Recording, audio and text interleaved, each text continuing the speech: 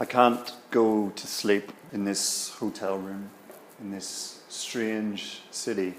It is very late. 2 in the morning, then 3, then 4. I am lying in the dark. What is the problem? Oh, maybe I miss him, the person I sleep next to. Then I hear a door somewhere nearby shut. Another guest has come in very late.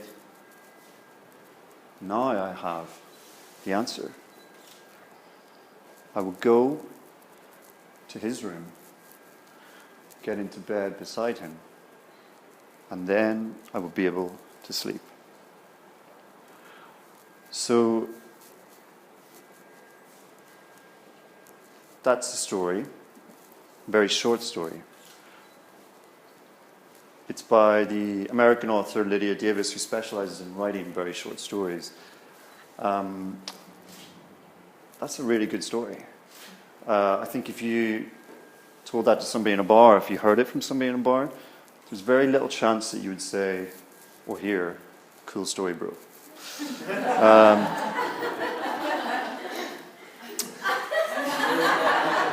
But it's Ted from Bill and Ted.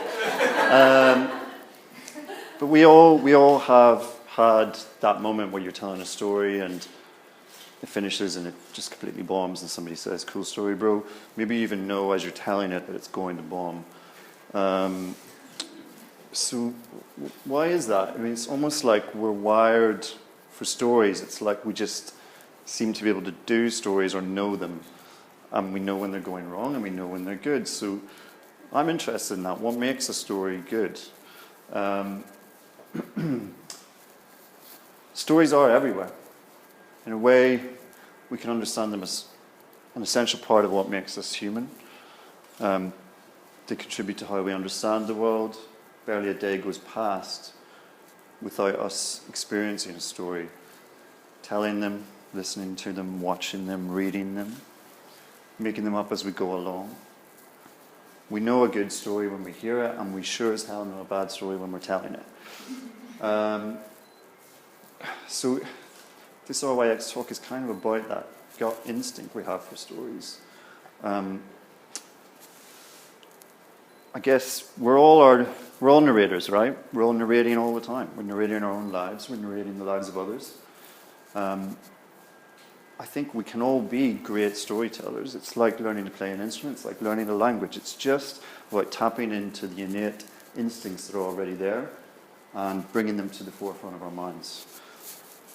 So I'm not so much interested about the way we can rationally assess a story. We can all sit down and say what a story means after the fact. What I'm interested in is how a story moves you and how it moves through you. I like to think that I can pick up a novel, read the first line, and I know pretty much straight away if I want to read that book or not. The American author Norman Mailer agreed with me. Thanks, Norman. He said we should be able to assess a book by its opening lines because those are the lines the author puts the most work into. And this is entirely to be expected if you subscribe to the fractal theory of story as I do.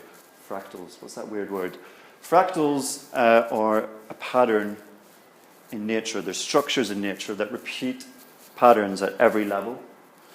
You can see it in ferns. You can see it everywhere in nature. Seashells, broccoli, coastal formation, frost crystals, copper crystals, galaxies, lightning. Excuse me, I think I did that too early. So I'm going to do a little test for you guys. I'm going to play you some opening lines from movies and from books. And then if you think you know what the line is from, please stick your hand up. Number 1. I believe in America. America's made my fortune. Anybody? What was it? Godfather. The Godfather. If I could just go back. If I could rub everything out, starting with myself. It's Matt Damon, and it's The Talented Mr. Ripley. I look good. I mean, really good. Hey, everyone! Come and see how good I look! Rick? It's Anchorman! This one I don't have an audio for. This is from a book.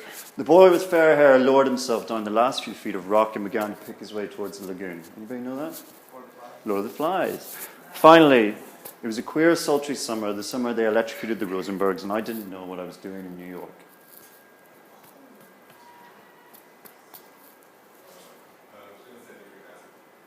No, it's not a bad try, though.